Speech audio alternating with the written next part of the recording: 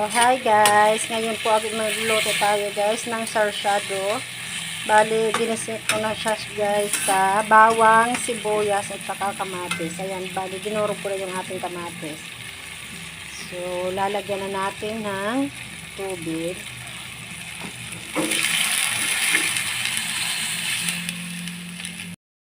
So, bali, lalagyan ko na siya guys ng asin. Lalagyan ko na rin siya guys ng pampalasa tulad ng Magic Sarap. Bali, konti lang. Bali, antayin na lang natin guys na kumulo yung tubig. Saka natin yung ilalagay ang ating prinitong isda.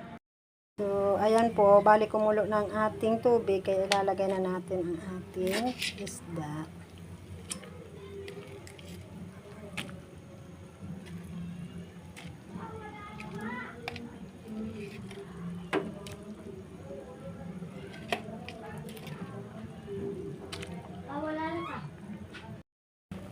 Ngayon po, ilalagay na natin ang ating itlog.